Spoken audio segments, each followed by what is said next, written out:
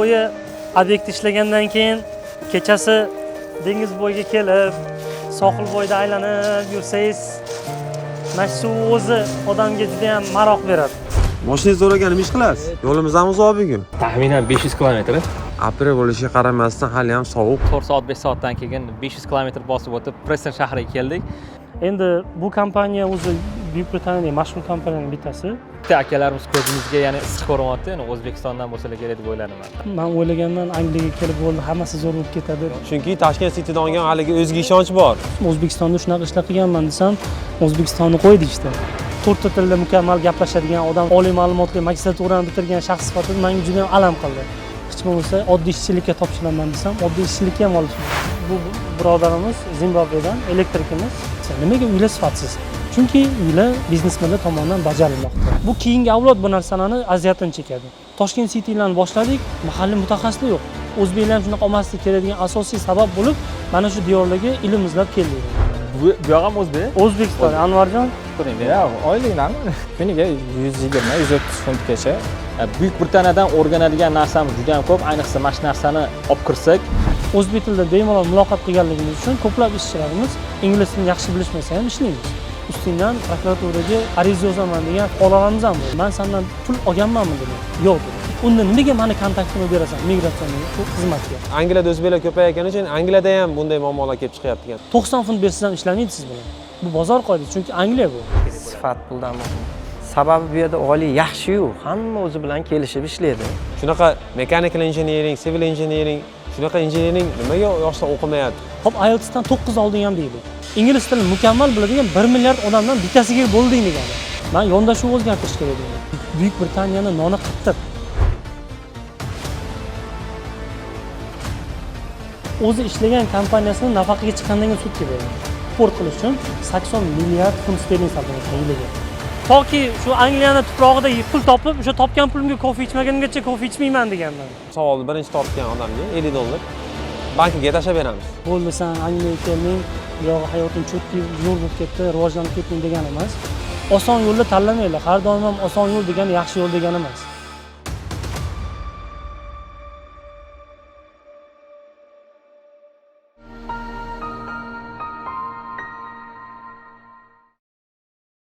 Assalomu alaykum azizlar. Bugun mana Terminatorning yangi videosini syomka qilib ketyapmiz. Hozir bittasiga olib keldik. O'zimiz mana endi gullashni boshladi daralardan.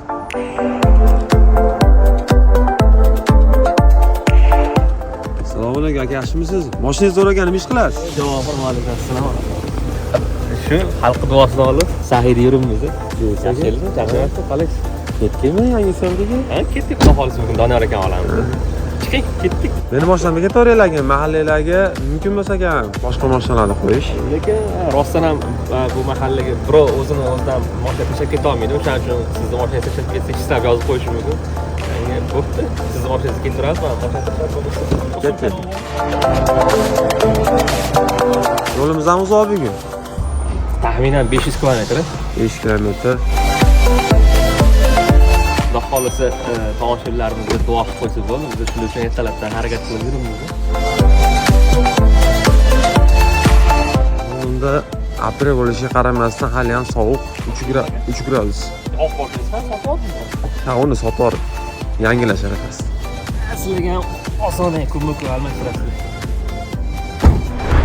Xudo xohlasa katta yo'lga chiqishdan oldin mashinalarni to'ldirib benzin qo'yib olamiz. Ish bilan to'g'ri kerak bo'lish taxminan. Polniy bak $100 dan oshadi, $110 ga bo'ladi.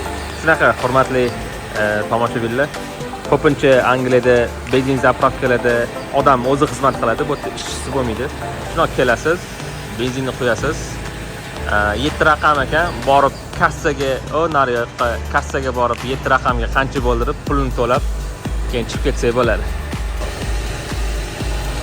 6 fut почти $70 bo'libdi.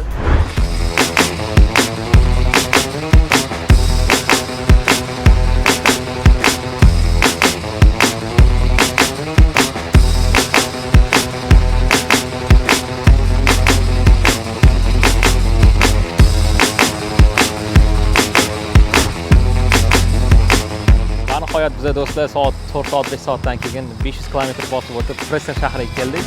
Bu yerda bizani Doniyor aka kutib turibdilar. Doniyor aka o'zlari qurilish sohasida ish olib boradilar. Hozir Doniyor aka o'zlari ham chiqib olishlari kerak. Qisqacha tushuntirib o'taman. Bu obyektni aytishlari bo'yicha katta obyekt.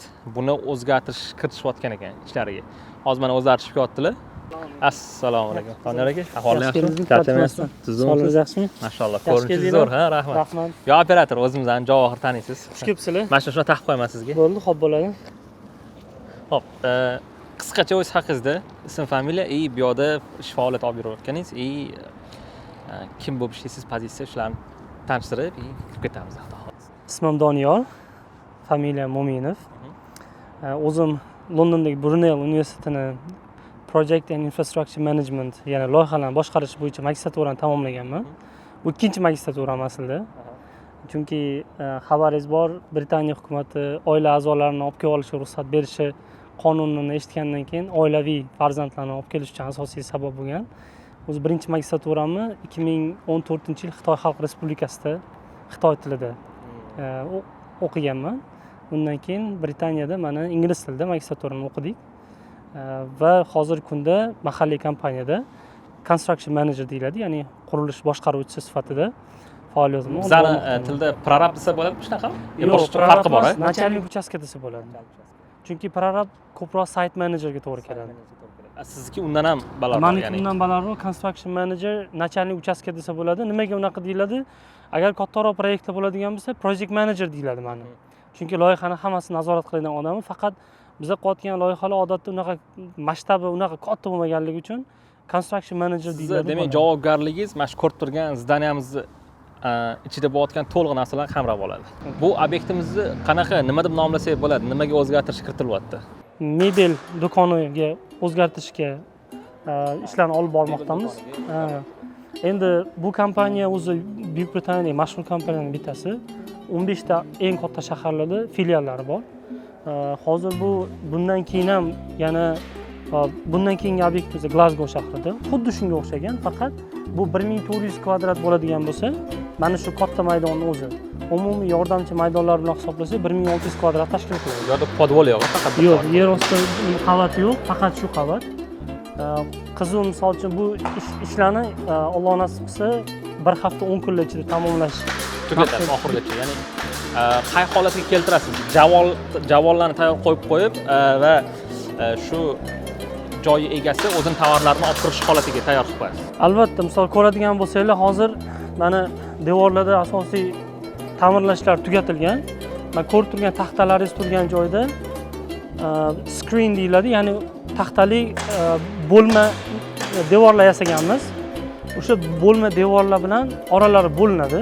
Chunki showroom bo'lganligi uchun unaqa ko'p narsa kerak emas. Chunki asosiy maqsad qo'yilgan narsalarni tomosha qilinish kerak. Shuning uchun asosiy e'tibor yorug'ligiga e'tibor berish kerak va tashkillashtirish kerak. Shuning uchun ko'rib turgan bo'lsangiz, devorlarning balandligi unaqa baland emas, 1-2 metr xolos balandligi.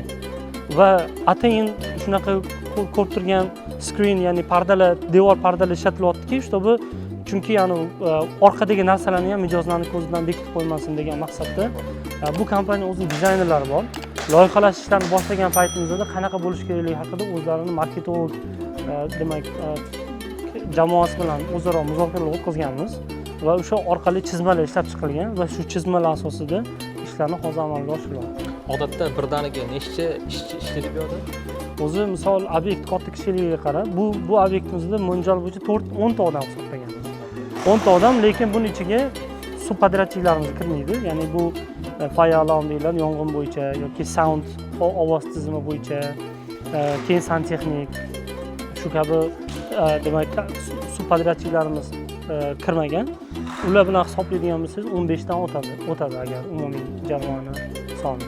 Bilishim bo'yicha qo'lingizda turli millatlarga mansub odamlar ishlayapti. Undan tashqari e'tiborni tortgani bir ikkita akalarimiz ko'zimizga ya'ni issiq ko'ryapti. Ya'ni O'zbekistondan bo'lsa kerak deb o'yladim. Albatta. Ishlar ham bor bu yerda, to'g'rimi? Bizning kompaniya asosan demak Xitoydan, men bilganlarim, mana kompaniyamizda Xitoydan, Xitoy Xalq Respublikasidan, Portugaliyadan, East Timordan, undan tashqari Tojikistondan birodarlarimiz bor, O'zbekistondan, Zimbabvedan birodarlarimiz bor. Assalomu alaykum, Donon aka. Assalomu alaykum. Rahmat intervyuga rozi bo'lganingizga. Sizlarga ham rahmat, shunchalik vaqt topib kelganingizga. Aka, birinchi savolim, eng ko'p beriladigan savollardan nimaga qurilish sohasiga kirib keldingiz? Eng asosiy sizga shu motivatsiya bergan nima bo'ldi sabab? Ota kasb. Dadangiz quruvchi bo'lgan. Xuddi shunaqa. Ota kasbligi asosiy sabab bo'lgan. Yoshligingizdan muhabbat bo'lganmi yoki otangiz bo'lishingizni xohlagani uchun bo'ldingizmi? Yo'q, endi baribir yoshlikdan ko'rilgani uchun baribir qiziqish bo'lganda, shuning uchun maslahat berilganini qarshilagan bo'lmagan. Ya'ni o'zimizda boshqa narsaga bundan ko'proq qiziqish ham bo'lmagan deb o'ylayman-da. O'zi aslida savol tug'iladi, ya'ni nimaga aynan qurilish? Chunki men maktabda o'qigan paytda matematika, fizika o'qiganman. Va yaxshi o'qigansiz. Yaxshi o'qigan. Endi matematika, fizika o'qiganimda o'z-o'zidan bilasiz, O'zbekistonda oliy ta'limga kirish uchun DTM shu birinchi avgust konkurslari hammasi bo'lgan. Matematika, fizika orqali topshirish uchun ikkita tanlov bo'lgan. Bittasi demak, Svязь, ya'ni aloqa instituti, TATU, ikkinchisi arxitektura qurilish instituti bo'lgan. 19 yoshimdan shu sohada ishlashni boshlaganman. Arxitektura qurilish institutida o'qigan paytlarimda, talabalik paytimda uydagilar maslahati bilan mahalliy loyihalash institutiga, Tosh loyiha degan loyihalash institutiga birinchi marta shu yordamchi sifatida ishga kirib, ishlab, keyin konstruktor yordamchisi bo'lib, keyin 2 yil davomida konstruktor sifatida faoliyatimni olib borganman. Ta'lim sohasida O'zbekistonda o'qigansiz, bakalavrda, Xitoyda magistratura, Angliyada doktorantura qilganmisiz shunda? Yo'q, qurilishda, demak, bino inshootlar qurilishi fakultetida Toshkent arxitektura qurilish institutini imtiyozli diplom bilan tamomlaganman, bakalavrni.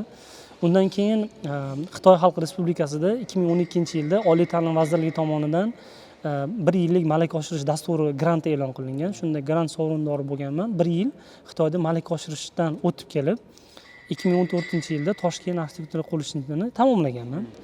Undan keyin Xitoyda 1 yil o'qishim davomida o'zim o'qigan Chongqing universitetida yaxshi natijalar ko'rsatgandan keyin universitet tomonidan 100% lik magistratura uchun grant berilgan. Va Xitoyda Xitoy tilida o'qiganman magistraturani. Shu paytgacha O'zbekistonda qaysi loyihalarda ishlagansiz?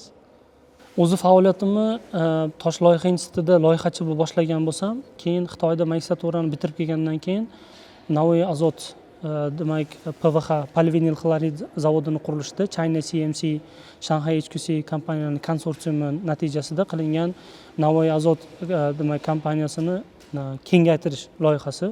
Shu loyihasida Xitoy kompaniyasi tomonidan texnik tarjimon va loyiha muhandisi bo'yicha qatnashganman loyihachi tomonidan va demak loyihachi xitoyliklar, buyurtmachi O'zbekistondan, maslahatchilar Italiyadan va butun qurilish loyiha nima hujjatlari rus tilida olib boriladi va menga unikal, ya'ni imkoniyat bo'lganki, o'zbek, rus, ingliz va xitoy tillarida professional tarjimon sifatida italyan tilini, lekin italiyalik, ingliz tilini bilishgani uchun 4 ta tilda tarjima qiladigan juda ham nima deydi, noyob hodisa bo'lgan O'zbekistonda. Keyin undan keyin O'zGTL loyihasida Gas to Liquid deyiladi, Qarshi shahrida loyiha bo'lgan, Inter Engineering kompaniyasida. Unda ham borib Qarshi shahrida 2017-18-yillarda faoliyatimni olib borganman.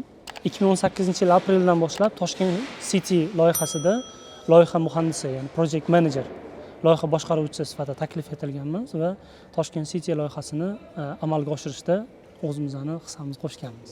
Maşallah, siz qurgan ekansiz-da. Qo'ldan kelgancha. Londondagi birinchi ish topishingiz haqida qisqacha aytib bersangiz, chunki men o'zim eshitganman. Tomoshabinlarga menimcha qiziqarli bo'ladi. Birinchi o'sha oddiy o'sha mardikor bo'lib ishga chiqqaningiz, keyin o'sha boshliq bilan tanishib qolib, keyin ishga kirib ketganingiz haqida. O'zbekistondan kelgan paytda men o'ylaganman, Angliyaga kelib bo'ldi, hammasi zo'r bo'lib ketadi degan, yorvoraman degan tasavvur bo'lgan, lekin kelganimdan keyin Covid payti bo'lgan. O'qishdan, registratsiyadan, ro'yxatdan o'tib ishga topshirgan paytim birinchi o'zbek birodarlardan maslahat so'raganman. Nima qilay desam, har qanday ishga kirish uchun o'qishdan jadval chiqish kerak. Shu jadvalni olmasang baribir ishga topshirganing befoyda deyishdi. Shuning uchun o'qishimdan, ro'yxatdan o'tishimni kutdim. Ro'yxatdan o'tib jadvalim chiqdi. Keyin ishga topshirdim. Birinchi loyiha menejerlari, loyiha boshqaruvchisi degan katta pozitsiyalarga topshirdim. Rezyume yuboraman. Hammasi chunki Toshkent City'da olgan haligi o'ziga ishonch bor. Ishonch bor. O'zbekistonda katta loyihalarda ishlangan, o'ziga yarasha, o'ziga ko'ringan loyihalarning hammasida qatnashganmiz, u muhim qo'rquv yo'q. Lekin afsuski loyihalar topshirganimda 200 dan ortiq kompaniyalarga ishga topshirdim. Hammasidan deyarli rad javobini olganimdan keyin 4 ta kompaniya telefon qildi. Men so'radim, nimaga rad javobini oldim desam, so'rashdi. Ya'ni eng birinchi talab UK driving license, ya'ni Britaniyada haydovchilik guvohnomasi. Ikkinchi eng asosiy talab bu mahalliy ta'lim. Uchinchisi bu mahalliy malaka. Ya'ni Britaniyada birorta malakangiz bormi yo'qmi? Va keyingisi bu birorta odamdan tavsiyanoma. Va shu ish joyingizdan, lekin ular faqat UKdagi nimani talab qilamiz. Men aytdim, O'zbekistonda shunaqa ishlar qilganman desam, O'zbekistonni qo'ydi işte. Angliyada nima qilgansiz? Bu yil Angliya bo'ladi, Bu demak. Angliya. Shunda men to'g'risi xafa bo'ldim, chunki O'zbekistonda 20 dan ortiq loyihalar amalga oshirgan shaxs sifatida, 4 ta tilda mukammal gaplashadigan odam sifatida, undan keyin oliy ma'lumotli magistraturani bitirgan shaxs sifatida menga juda ham alam qildi. Lekin voqelikka to'g'ri boqish kerak. Undan keyin plankani pasaytirdim. Loyiha boshqaruvchisi emas, prorab deyiladi, sayt menejerligiga topshirdim. Yana bo'lmadi. Sayt menejer yordamchilikka topshirdim. Yana bo'lmadi. Ana undan keyin yana maslahat so'raganimda aytishdiki, demak, birinchi navbatda qurilishga kirish uchun CSCS karta degan karta bo'ladi. Ya'ni bu degani Buyuk Britaniyada boshlang'ich ma'lumotga ega bo'lishing kerak degan. Undan keyin mahalliy o'zining sertifikatlari bor. Mana shu sertifikatlarni olgandan keyingina mana shu sohada ishlay olasan deydi. Bo'pti dedim, unda dedim, hech bo'lmasa oddiy ishchilikka topshiraman desam, oddiy ishchilikka ham olishmadi. Nimaga? Chunki CSCS kartam yo'q ekan. Keyin nima qilishni bilmadim, internetga kirdim, o'rgandim. O'sha Pearson centerlarda topshirsa bo'lar ekan, 22 funtga topshirib sotib oldim. Programmasi bor ekan, Play Market o'qib chiqdim savollarini, shu 700 ga yaqin savollar bor. O'qib chiqib, yashil CSCS kartam olgandan keyin birinchi marta shu Croydonda bitta katta obyektda laborlikka ishga kirganman. Laborlik degani o'zbek tilida mardikor bo'ladi. Nimaga? Chunki noldan boshlash kerakligini tushunib yetganman. Chunki muhimi shundan iboratki, oilang, farzandlaring borlik paytida odam ishlash kerak, xarajatlaring bor, o'qishing bor. Qo'pol qoladigan bo'lsa, tanlab o'tiradigan vaqt emas edi. Shuning uchun Qanday bo'lgan o'sha paytda ichki hissa? Chunki Toshkent City'ni project manajeridan Angliyada mardikorlikka tushish pasali insonda bari o'ziga nisbatan hali samatsanka deydi, o'ziga baho berishlik. Baland bo'lib turib keldingizda, kelib mardikorlikka tushib qoldingiz, shunda qanaqa bo'lgan ichki hissa? To'g'risi boshida o'zim xafa bo'lganman. O'zbekistondan xafa, O'zbekistondagi tizimdan xafa bo'lganman. Nimaga? Chunki o'ylaganmanki, nimaga O'zbekistondagi narsa bu yoqqa o'tmaydi deb turib xafa bo'lganman, to'g'risi. Lekin keyinchalik tushundimki, O'zbekistondagi qurilish ham qurilish, O'zbekistonda ham armatura, bu yoqda ham armatura, bu yoqda ham ketma-ketlik bir xil. O'zbekistondagi malaka meni tezroq oyoqqa turib ketishimga yordam berdi deyman. Keyin ichki manni o'ldirishgan bu sabab bo'ldi. Chunki odam baribir manmanlik bo'ladi. O'zbekistonda juda katta loyihalar qilinganmi, o'qib tashlayman deb siz aytgandek yorib tashlayman degan joyda odam ancha o'zingizni o'zligingizni anglab yetar ekansiz. Humble qilar ekanda, kamtar qilar ekan. Demak, foydasi bo'lgan. Foydasi bo'lgan, lekin shunda ham bordim. Demak, birinchi kun ishga chiqdim. Chiqishim bilan bordim, sayt menejer bilan, proyekt menejer bilan gaplashdim. Men shunaqa magistraturada o'qiyman dedim. Laborlikka kelganman desam, ular hayron qolishdi. Sen dedi, magistraturada o'qir ekansan, til yaxshi bilar ekansan. Nimaga laborlikka kelding deydi. Men vaziyatni tushuntirdim. Unda dedik, Kyle degan sayt menejer hali esimda bor, chaqir dedi.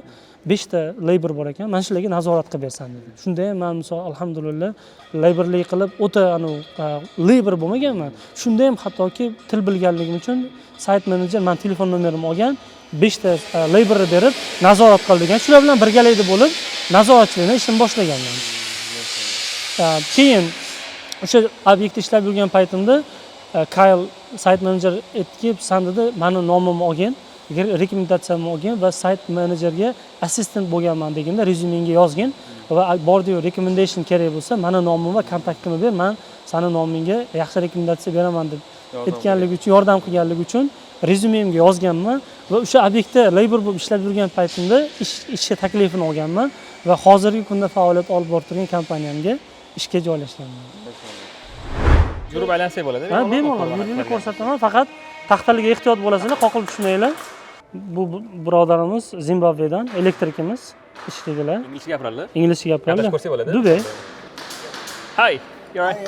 Nice to meet you, Alfred. Nice to meet you. Glad to meet you. Yeah. How you doing, brother? All good? Yeah, all good so far. We're just trying to film some short of videos about how the construction is going on. Okay. And then I might ask you a few questions. How you are like? Are you satisfying with your job now? All good? Yeah, yes, In general, yes, yeah. Did you check your break? Yeah, yes. Yeah, good. And safety, all good? Do you like Yeah, it? everything. No pressure? No, nothing. All good, yeah? Enjoying everything. Or are you just saying because of your managers here? No. No? Be honest. All good? I'm being honest, everything. Okay, what is your responsibility here? Oh, my responsibility is to install all the electricals. So whatever belongs to electrician sets, Yes. right? Yeah, Okay. all the electrical aspect of the installation. Make sure everything is safe. Install some new fittings, new circuits, and also commissioning. We're putting in some new lighting, as you can see. It's actually coming up. How's your community and colleague? Now, Community and colleague in your workplace is good with other people interaction? no, everything is okay. All good, yeah? All good.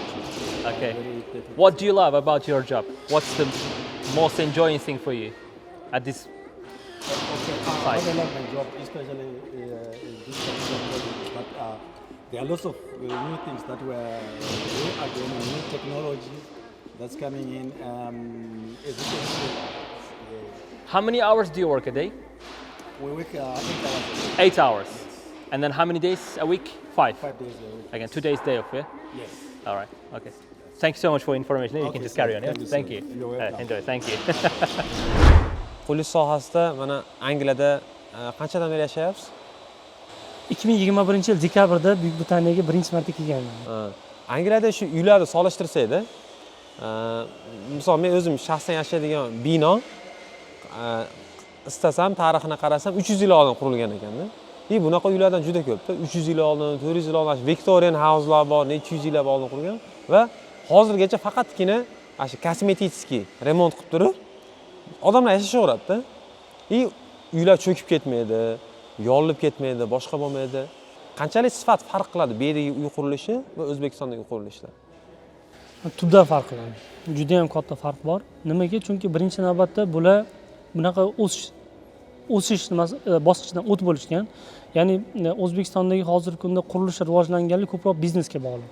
Ya'ni qurilish sohasidagi qurilishni amalga oshirgan odamlar o'zi sohasining ustalari emas, aksincha puli bor odamlar desa ham bo'ladi. Chunki hamma narsani sababi bor. Chunki bilsangiz, mana qurilishlarda riskni aniqlash uchun o'zingga 5 ta why degan savol bersang, ya'ni nima uchun degan savol topadigan bo'lsang, savolni asl sababini, ya'ni immediate causes bor, ya'ni to'g'ridan to'g'ri nimalar bor, direct causeslar bor yoki root causeslar bor. Ya'ni bu degani root degani ildiz sabablari.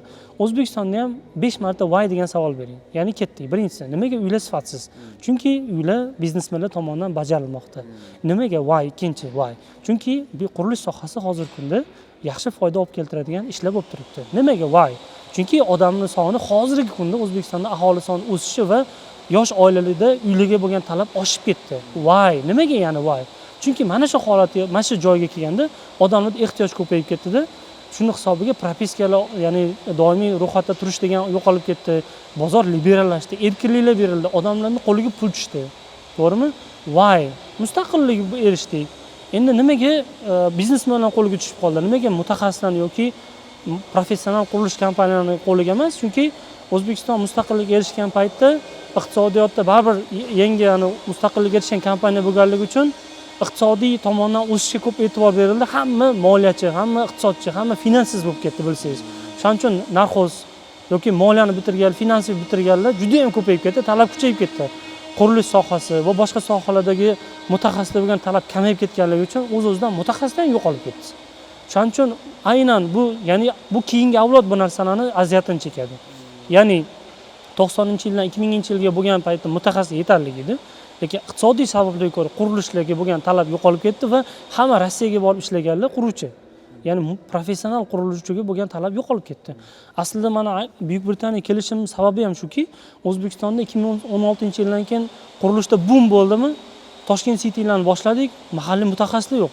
Turkiyadan, Rossiyadan, kechirasiz, boshqa mamlakatlardan bir necha ming dollarga mahalliy quruvchilarga nisbatan bir necha barobar qimmatga mutaxassislar olib keldik va o'zimga o'zim savol berdim.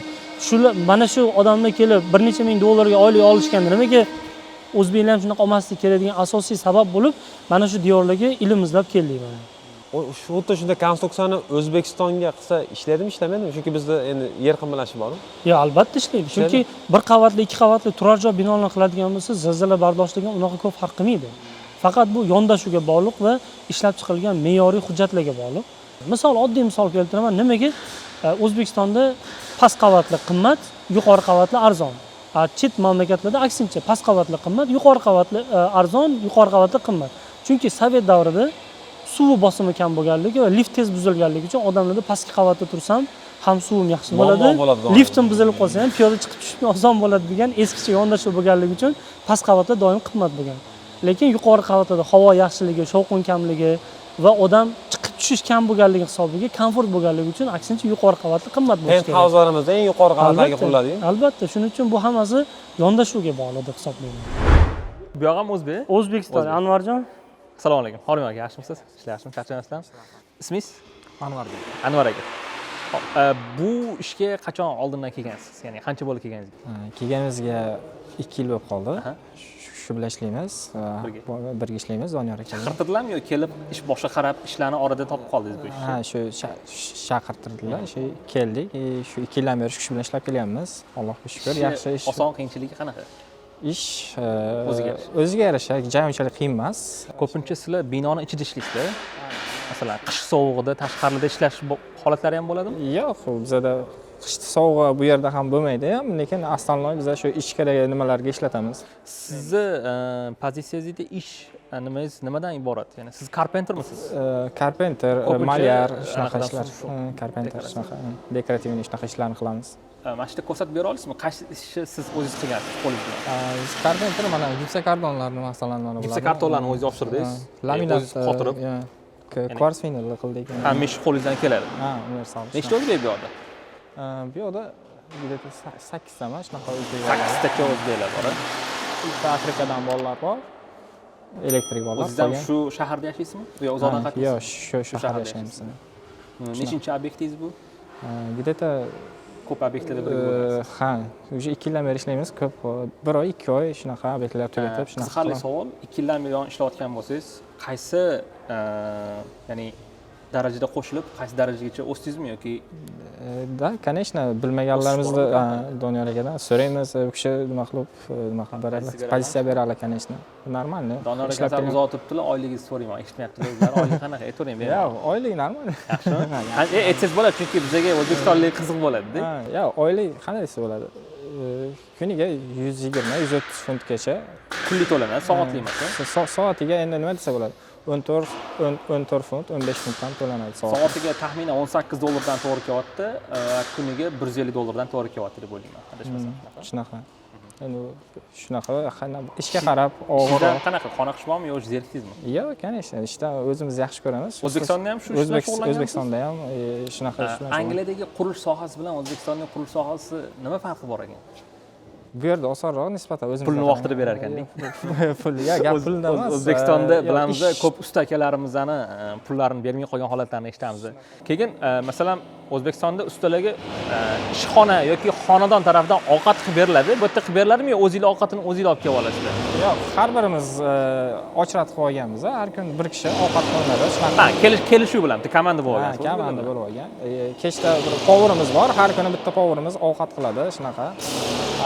Shunaqa ishlar almashib kelishgan holda hamma yaxshi ovqat qiladi. Menga O'zbekistondagi qurilish sohasi bilan Angliyadagi qurilish sohasini ikkita katta farqini aytib bera olasizmi? Nimasi bilan yoqadi yoki yoqmagan tarafini aytishingiz ham mumkin? Yerlik bilan pul yoqadi u, aniq puldan tashqari. Gap pulda emas. Gap pulda emas. Materiallari nisbatan o'zimizga qaraganda ancha sifatli materiallar. O'zimizga nisbatan bu yerga ish qilish darajasi, bitish darajasi osonroq, chunki hamma instrument, materiallar aytganingizdek keladi. O'zimizda naborot o'zingiz rushnoy yashashingiz kerak bir xil narsalarni, shunaqa vaqt ketib qoladi. Bu yerda hamma narsa tayyor holatda kelishadi shunaqa. Keyin masalan 8 soatdan tashqari qo'shimcha ish vaqt bo'lib qolsa, ishlashga majbur bo'lasizmi yoki o'zi taklif qiladimi agar ishlasang masalan ish soatingga qo'shimcha qo'shiladi? So'rashadi, agar overtime ishlaysanmi deyshadi. Biza o'zimizga ma'qul kelsa ishlaymiz. Ko'pincha ishlaymiz chunki bu yerga salgina ko'proq oyligimiz chiqsin degan maqsadda. Xabaringiz bo'lsa, Angliyada, Buyuk Britaniyada deylik, ko'proq ishlar agar siz o'zingizning ish vaqtingizdan keyin qo'shimcha soat ishlasangiz, har bir soat ishlaganingizga qo'shimcha 2 barobar pul to'lanishi bu qanchalik rost? Bu to'g'ri. To'g'ri, shunaqa. 2 barobar to'lashadi. Endi vaqtiga qaraymiz. Shunga masalan yakshanba kunlari masalan obedgacha ish bo'lsa yoki shanba kunlari bir xil paytda shu yakshanba kunlari ham ish bor, ishlaysizlarmi deb taklif qilishadi. Ha, biz agar ma'qul kelsa ishlaymiz. Ko'rdim, o'zbeklarimizni ibodatda bo'lsanglar kerak. Qanchalik imkoniyatlar beriladimi yoki faqat ishmi? Yo'q. Imkoniyat beriladi. Yo'q, mana 5 vaqt namozimizni o'qiymiz. Bo'lmasa Anvar aka, men siz vaqtingizni olmayman. Ish jarayonidasiz, boshqalardan gap eshitmaysiz. Informatsiya uchun, ya'ni ma'lumotlar uchun juda kattakon rahmat. Ishingizga rivojlanib. Salomat bo'ling. Mikrofonni olaman, Donor aka beraman. Yaxshilarga xo'p, sog' bo'ling. Shu o'rinda bitta ma'lumotni aytib o'tmoqchiman. Buyuk Britaniyada tokka tiqish moslamalari ko'rinishi biroz boshqacharoq bo'ladi, boshqa davlatlarga qaraganda. O'zingizlar ko'rib turganingizdek 3 ta teshigi bo'ladi. Bu 3 ta teshigi ikkitasi tok o'tadigan qismi bo'lsa, mana bu 3-chi teshigi agar o'sha 3-chi qismi betga kirsa, mana shu ikkita tarafi ochiladi. Bu nima degani? Agar yosh bolalar ma'lum bir kichkina jismlarni, simlarni tiqib o'ynaydigan bo'lsa, bu yoq hozir berk turibdi, ochilmaydi. Qachon mana 3-chi qismi tiqilgandagina ochiladi. O'sha sababdan bu yoqda tok urish, o'lim holatlari deyarli yo'q desa ham bo'ladi. Undan tashqari qo'shimcha включатель deydi, mana uni knopkalarni bosib, o'chirib yoqib ketsa bo'ladi. Buyuk Britaniyadan o'rganadigan narsamiz juda ham ko'p. Ayniqsa mana shu narsani olib kirsak, O'zbekistondagi yosh bolalarimizni falokatli hodisalardan omon qolishgan bo'lardi. Ismlari Otabek ekan. Bu yerda yana bitta o'zbek akamizni ko'rib qoldik. Ishingiz nimadan iborat sizda? Ishim asosan biza handyman. Hamma ishni qilamiz, основной. Ko'p bo'yoq ishlari sizga ishon Bo'yoq topshiriladi. ishlari, dekorativniy ishlar bizaga. Pol xoqish masalan. Patolog. Farqi yo'q, devor. Bu yoqda ishlayotganingizda til bilish darajasi qanchalik muhim? Ingliz tilini bilib kelish kerakmi yoki aynan Doniyor akam qo'lda ishlaganingiz uchun o'zbekcha ketaveradimi masalan? Yo'q, bizaga masalan til umuman muhim emas. Muhim emas. Ishingizni bilib qilsangiz bo'ldi. Faqat ish kerak. Nima yaxshi yomon taraflarini ayta olasiz? Aynan ish jarayonida men aytmoqchi emasmanki, masalan, oila yoki a'zolari bo'lish bo'lmasida emas. Bu musofirchilik bilamiz. Aynan ish jarayonida kelsak, Ish jarayoniga qulayliklar baribir bu yerga har doim baribir qulayliklar natijasi bu yaxshi. Endi puliga gapirsangiz, puli ham yaxshi. Qancha olasiz agar sir bo'lmasa? Chunki ulardan ham hammadan so'rab o'tib ketamiz. Baribir tomoshabinlar uchun qiziq bo'ladi-da. Endi kuniga $150. $150 ziyodroq. 150 dan ko'proq. 5 kun ish vaqti. 5 kun, haftasiga 6 kun shunaqa. Mana ko'rib turibmiz. Qo'lingizda ko'p o'zbek akalar ishlayotgan, o'zbek vatandoshlarimiz. Shu Angliyaga kelib, o'zimizda mana hozir Rossiyada yurgan vatandosh akalarimiz bor. Angliyaga kelib, qurilish sohasiga kirish qanchalik qiyin, oson va yo'l yo'rig'i qanaqa? Prosedura nima qilish kerak? Bizning ham kompaniyaning o'zini tartibi bor. Demak, hujjati, ya'ni qonuniy ishlashga ruxsati bo'lmagan odamlarni ishga olishga haqqimiz yo'q. Bu birinchisi. Demak, bu nima degani? Britaniyada qonuniy ishlash uchun ishlashga ruxsat degan hujjati bo'lishi kerak. U qanaqa viza turi bo'lishi bizga ish beruvchiga muhim emas. U skilled worker viza bo'lishi mumkin, u dependent viza bo'lishi mumkin, u asylum seeker, ya'ni qochoq viza bo'lishi mumkin va bu bizga ish beruvchiga muhimi ishlashga ruxsat etilgan degan bandi bo'lishi kerak va uni tekshirishimiz kerak. Mana shu muhim. Endi O'zbekistondan juda ham ko'plab vatandoshlar kelganda murojaat qilishadi. Avvallari bizga ham xabarimiz yo'qligi uchun fermadan kelgan vatandoshlarimizni yoki vizasi bormi yo'qmi tekshirmasdan ishga olar edik. Chunki bizning firmani dunyoqarashi bo'yicha biza imigratsion slujba emasmiz, ya'ni tekshirma emasmiz. Bizga qonun Britaniyada fuqaroning qonuniy yoki qonuniy emasligi bizning mas'uliyatimizga kirmaydi. Bu o'sha o'zini tegishli idoralar bor. Biza faqat xodim biz ham ishimizni qila oladimi yo'qmi degan kriteriya bilan tekshirar edik. Lekin bu narsadan xabardor bo'lganimizdan keyin hozirgi kunda faqat shu tartib bo'yicha, demak, qonun hamma uchun barobar. Angliyada, Buyuk Britaniyada ishlashga ruxsatnomasi bor odamlarni ola olamiz. Firmada ishlaydigan birodarlarimiz kelishadi. Ular e'tibor berilsin, chunki ularga sponsorlik qilgan firmagagina ishlash mumkin. Tier 5 deyshadi, Tier 5 bilan ularni o'ziga sponsorlik qilgan, ya'ni kafolat bergan firmadagina ishlashga mumkin. Boshqa joyda ishlash mumkin emas. Shuning uchun bordim, ko'plab murojaatlar keladi, iltimos qilishadi. Hammaga gapimiz shu, qonuniy ishlashga ruxsat bo'ladigan bo'lsa, mumkin bo'lsa albatta murojaat qilishsa yordam beramiz. Endi bizga asosiysi ishchi qo'lidan ish kelishi bo'ldi. Boshqa kriteriya bizga muhim emas. Til bilishi agar o'zbekistonlik bo'lgan bo'lsa, men o'zim to'g'ridan-to'g'ri obyektda qurilish maydonlarida demak rahbarlik qilganligim uchun o'zbek tilida bemalol muloqot qilganligimiz uchun ko'plab ishchilarimiz ingliz tilini yaxshi bilishmasa ham ishlaymiz. Tojikistonlik birodarlar bor, ular bilan rus tilida ishlaymiz. Yevropalik, O'rta Osiyo yoki oldingi SNG mamlakatlardan kelgan Gruziyadan ishchilarimiz bo'lgan. Ular bilan asosan rus tilida muloqot qilamiz. Yeah. So, interesting question is, you are a director. Yes. And you look like workman as well, label. And how come at the director position are you like a workaholic? Or you just want your jobs like get done? Yeah, continue one by one. Continue. Yeah. Did you meet him in China or here? In here, here. Yeah. You speak Chinese as well, right? Yeah, he very good Chinese speaking. Yeah. Yeah. Very good. Yeah. When did you get this site? When? Oh, this side probably 5 weeks. 5 weeks ago. 5 weeks ago. Yeah. Okay. And when you are dealing the sites about the time finishing, Yeah. will there be any times like you maybe excessive times or you're just getting delay because of some other reasons? Yeah. Normally we try. Don't delay, on time. Don't Yeah. delay. Yeah. On time is better. What happens if you delay? Oh, many reasons. Sometimes working people, sometimes material, sometimes design. I heard there are some companies when they promise to finish on time, if they delay, company needs to pay the customer. Normally now. Normally now, yeah? Now, yeah. But the guarantee is you try to finish on time. Guarantee. We need to try to on time is better. Yeah, but sometimes some reason little bit late. That's okay. Hech siz bilan shu muammoga duch keldingizmi? O'zbeklarni ishlatib qandaydir muammolar kelib chiqib, dokumentatsiyasidan yoki boshqa bilan hech muammoga duch keldingizmi shu paytgacha? Albatta duch keldik. O'zimizda O'zbekistondan kelib ishlab, biz birgalikda ishlab, garchi o'z oylik ish haqlarini to'laligicha olishgan bo'lsa ham O'zbekistonga borib, ustimizdan tegishli idoralarga shikoyat qilaman deb shantaj qilmoqchi bo'lgan o'zbek vatandoshlarimiz ham bo'ldi. Hammasi kelishuv asosida bo'ladi. Kelgan odam kelishdan oldin har doim va'da bajariladi, kelishiladi va shu kelishuv bo'yicha pul to'lanadi. Shunaqa holatda bo'lganki, bir o'zbek vatandoshimiz oylik ish haqlarini kelishdik telefon orqali, hammasi kelishildi, keldi. 1 oy emas, 2 oy emas, 6 oydan ko'p vaqt davomida ishladi. Oylik ish haqini oldi va O'zbekistonga borgandan keyin menga aloqaga chiqib, "Sen deydi, obyektdagi falonchiga mendan ko'p pul to'lagan ekansan. Endi deydi, men unda yaxshi ishlardim, shuning uchun sen endi menga shu farqini to'lab bermasang, ustingdan prokuraturaga ariza yozaman" degan fuqarolarimiz ham bo'ldi. Men tushuntirdim. "Birodar, dedim, sen kelganingda sen bilan murosa qilganmiz, o'zing tilxat yozib bergansan, hammasini olgansan, pullaringni olgansan. Nimaga unaqa deb yozasan?" desam, "Men u paytda sen agar yozmasam, sen meni pulimni bermasang" deb turib, turli xil bo'xtonlar bilan ustimizdan bo'xton qilganlar bo'ldi.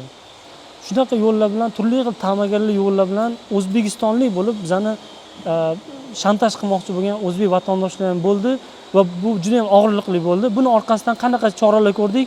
Tilxat bilan ishga oladigan bo'ldik. Hujjatlarni qattiq tekshiradigan bo'ldik. Oylik berganda har bittasini tilxat bilan yozib oladigan bo'ldik. Juda ham ko'p narsa qildik, bu yoqimsiz. Odamni xuddiki ishonmaydigan qiladi, lekin mana shu hammasi ta'sir va aks ta'sir deydi. 2-3 ta insonning xatosida. Albatta. Hammaga endi to'g'ri. Hattoki shu darajada bo'ldiki, bir tanishimiz telefon qildi, ish kerak deb murojaat qildi. Xo'p dedim. Bir tanishimni Svonzida obyekt qurilish maydoni bor edi, shunga ish yordam berdim. Telefon qildi, shunga aloqaga chiqasan, shundan ishga kirasan dedim. Bo'ldi, shu bilan aloqa uzildi. 3 oydan keyin menga haligi odam telefon qildi. Meni imigratsion xizmat ushlab oldi. Xo'p, men nima qilay desam, menga yordam ber. Angliyada o'zingiz bilasiz, qanaqa yordam berishim mumkin? Men aytdim, endi nima bo'lsa bo'ldi, nima bo'lsa shuni aytinglar dedim. Detsam, 3 oy davomida ishlagan xizmat haqini olganda pulini o'zini vataniga yubormagan. Yonida naqd ushlab yuravergan. Imigratsion xizmat ushlab olganmi, u pulni hammasini olganda o'zingiz bilasiz, uni musodara qilgan. Musodara qilgandan keyin menga aloqaga chiqib pulimni olib bering dedi. Men birinchidan u odamni pulini bilmasam. Men undan savol so'radim. Sendan birinchi savolim dedim. san dedim o'sha ishga borishing uchun man sandan pul olganmanmi dedim. Yo'q dedim. Ikkinchi savolim dedim. Sani har kunlik ishingdan yoki oylik ishingdan tamagirlik qilib har kuningdan menga 10 funt yoki 20 funtdan berasanmi dedim. Yo'q dedim. Keyingi savolim dedim. San dedim o'sha yerga ishga borgan bo'lsang dedim. Meni biror marta ko'rganmisan dedim. Yo'q dedi. Xo'p, biror marta men senga pul berganmanmi dedim. Yo'q dedi. Unda nimaga meni kontaktimni berasan imigratsion xizmatga? U meni kontaktim, email adreslarimni hamma narsani berib yuborgan. Chunki dedi sen meni ishga ish topib bergansan dedi. Birodar dedim. Unaqa bo'lsa dedim, unda hech kim yordam bermasi kerak-ku. Bunaqa bo'ladigan bo'lsa, sen agar imigratsion slujbaga men kontaktingni bergan bo'lsang, menda nima ayb dedim. Yordam berish orqali muammoga kirib qolsa. Albatta, keyin menga nima dedi? Yo'q dedi, sen qilgansan. U sheriga nima debdi? O'zbekistonlik yigit bu Doniyor debdi, imigratsion slujba bilan gaplashib, ishchilarni topshirib beradi, ular bilan pulini olib, ishchilar bilan pulni bo'lishadi debdi. Mana o'zingiz Angliyadagi odamsiz, bu mumkinmi shunaqa o'ylashdi? Mana shu narsa haqiqatga to'g'ri keladimi? Juda xunuk holat. Bo'lib ham musofirda o'zbek bilmayman, Rossiyada eshitdim bunaqa holatlarni. Endi bu holat Angliyada o'zbeklar ko'payayotgani uchun Angliyada ham bunday muammolar kelib chiqyapti ekanda. Bu bozor qoidasida javohir, misol mana O'zbekistondan kelgan Buyuk Britaniyada ishlayotgan vatandoshlarimiz bu bozor qoidasi, mana shu men bilan ishlaydigan vatandoshlar ham siz agar bordik ko'chada 100 funt topishning imkoni bo'lsa-da, siz 90 funt bersangiz ham ishlamaydi siz bilan. Bu bozor qoidasi, chunki Angliya bu. Hech kim pasportini olib qo'ymagan bo'lsa, hamma mustaqilda. Hozir olib qo'ysa ham shunday borib politsiyaga topshirsangiz, albatta. Shuning uchun bu bozor. Kim bozor ko'tardimi, shu bozor bo'yicha ishladimi, to'g'ri kelsa ishlasin. To'g'ri kelmasa biz ham ishlata olmaymiz. Inom aka, ishlaringiz qalay? Charchamasmi? Ahvol yaxshimi? Yaxshi, Alloh. Bu rostdan ham shunaqami yoki bizni kelishimizdan oldin Doniyor akam aytdilarmi? Hozir bolalar keladi, hammang yaxshi nasringda bo'llaring. Yo'q. Tayinlab qo'ymadilarmi? Rostdan ham ish jarayonlari yaxshi. Doimiy, Xudoga shukr. Yo'q, yaxshi ish, yaxshi. Doniyor bey bilan bu yerda где-то 1,5 yil, 2 yildan beri ishlayapman. Yaxshi, Xudoga shukr. Ishdan nolish yo'q. Oliylardan, boshqadan. Sizni kasbingiz nima deb aytiladi bu yerda? Nima ishga javobgar bo'lasiz? Bu yerda yog'och ishlarini qilyapmiz hozircha. O duradgorlik emas, boshqa narsa deyiladi. Carpenter deyiladi. Ishlayotgan apparatlaringlarni o'zingiz sotib olasizlarmi yo kompaniya beradi? Yo'q, kompaniya tomonidan, hammasi kompaniya. Agar buzib qo'ysanglar, kompaniya beradi. Buzib qo'ysak, endi ko'za kunda emas, kunida sinadi. Yo'q. Baribir bo'ladi, endi ish bo'lgandan keyin baribir bo'ladi. Bu ish qurbonsiz bo'lmaydi, yo'q. Kompaniya tarafdan qoplanadi. Kompaniya tomonidan hammasi. Materiallar va sizlarga berilayotgan ish qurollari sifat qanaqa bo'ladi? Sifat yaxshimi? Endi nima desam bo'ladi? O'zingiz siz misol uchun usta bo'lsangiz, siz o'zingizdan so'raladi, qanaqa material, qanaqa jihozlar ketishini so'raladi. Siz o'zingizga qarab qulayini aytasiz, zakaz qilasiz, keladi. U materialdan qanaqadir tejash yoki instrumentdan tejash, ishchiga qulayligi uchun barcha narsa. Yo'da arzonroq narsa ol, tezroq ketsin degan narsa yo'q, chunki bular ish so'ngida, oxirida sifatiga javob berish kerak bo'ladi. Sifat puldan muhim. Ishingizdan nimadan mamnun bo'lib ishlaysiz? Nima sizga nima deydi, ruhlantiradi shu ishxonaga kelsangiz? Endi birinchidan o'zimizning bolalar, bolalar ko'rdim. Ikkinchidan oyliklari yaxshi-da. Sababi men musofirchilikda qariyb 20 yildan oshiq ishlaganman-da. O'zim 41daman, yoshim. 41 ga o'xshaymiz lekin aka. Men o'ylayotdim, yoshingiz. Yo'q, 41 yoshda atrofida. Eng yosh kattasi deyarli menman. 15 yil Rossiyada ishladim. 4 yil Qozog'istonda, 1 yil Turkiyada. Bir xil ishdami? Bir xil ustachilik. Ko'rdim, mana boshqa millatlar bilan ham birgalikda ishlagansizlar-da. Bu yerda diskriminatsiya degan narsalar bo'ladimi? Yoki chiqish olmas degan narsalar? Yo'q, bu yerda misol birinchi narsa oilada ham nimadan to'polon, janjal, kamchilikdan-da, mana shu puldan. Sababi bu yerda oila yaxshi-yu, hamma o'zi bilan kelishib ishlaydi. Endi Rossiyaga qarasak, Rossiyada oylik ozroq bo'ladi. Shuning uchun balkim shundan bo'lishi mumkin. Bu yerda o'zbeklardan ko'pdan so'rashga ulgurmay qoldim. Ingliz tilini bilish majburiymi bu yerda? Yo'q, ingliz tilini bilsangiz yutug'ingiz, bilmasangiz shart emas. Boshqa millat vakillari bilan gaplashishda qiyinchilik tug'dirmaydi sizlar bilan yoki o'rtaga Doniyor akam tushanlarmi? Yo'q, misol odamni mana siz bilan meni hozir qaysidir tilda o'rganishga qo'ysa, siz 10 yil ketardi siz uchun misol. Balki men uchun 1 oy ketar yo 3 oy. Endi odamning o'ziga bog'liq tilda o'rganishi. Misol men hech qaysi tilda qiynalmayman. Misol ingliz tilimi, Turkiyaga borib qozoq tilimi, qozoqda farqi yo'q. Inom aka, mana issiq jonimiz ba'zi holatlarda ishga kelmay qolish holatlari ham kuzatilishi mumkin. O'sha holatda ham pul olasizlarmi, olmaysizlarmi? Yolg'on gapirsam bo'lmaydi, lekin men svarchilik qildim boshqa obyektimizda, shu Doniyorbekning qo'lida. Endi misol ko'p hunarim bor, lekin shu svarchilik nimasida zahar yutish holati bo'lib, kasal bo'lib dam oldim. Lekin shu dori-darmonim, lekin chiqmagan kunimga ham aplata qildi, to'lov qildi. Dori-darmonlaringizga o'zingiz cho'ntagingizdan ketdimi yo kompaniya yordam berdi? Kompaniya qoplab berdi. Va siz kompaniyaga kasalligingiz haqida isbot keltirib berishingiz kerakmi? Doktordan qog'oz berishingiz kerakmi? Yo faqat shunchagina og'zaki nima ishonadimi bular? Boshliq ko'radi-yu, doim shu yerda-yu, o'zini nazorat qiladi-yu. Kim nima qilyapti, qanaqa holat. Boy, gapim ozgina nima bo'lib qoldi. Ishga kech qolibsiz deylik. Ish nechidan boshlaysiz? 9 dan. Ish vaqti ertalab bolalardan maslahatlar so'raladi. Qaysi qulay? Misol 8 dan 5 gachami misol yoki 9 dan 6 gacha farqi yo'q. Uni o'zingiz nima qilasiz? Iloji boricha komanda birdaniga boshlash kerak. Ro'za paytlari bo'ldi, mana bildinglar. Ro'za paytida Ramazonda ozgina yengilliklar bo'ldimi sizlarga? Biz qanaqa endi abid paytida bemalol dam olib olasiz. 1 soat abidda o'zimiz baribir namoz payti bo'ladi, boshqa bo'ladi. Undan oldin 1 soat erta boshlab, 1 soat iftorga qadab nima qilmasdan ertaroq tugatdik-da. Sizni ishingizni kim nazorat qiladi? Biz ishimizni sifatini, menejerlar. Sifatini shu boshliq Doniyorbek. Agar ishdan qoniqadigan bo'lsangiz, masalan, yengil qarab bo'lsa bo'ldi endi kim tekshirardi deb ishlatasiz bo'lmaydi. Sizga misol bizga berilayotgan nima kunlik oylik to'lanadi-yu hisobda. Biz u potrab endi obyomga deb potrab bizni o'zbeklarda shunaqa-yu. Misol obyomga berilsa, haligi qo'l tegdi degan ma'noda taqillatib urib ketishadi. Unda sifat ikkinchi daraja bo'lib qoladi-da. Shuning uchun yo'q, unaqa narsa sifat birinchi o'rinda. O'zingiz bilasiz, musofirchilikda har qancha qiyinchiliklari bo'ladi, baribir.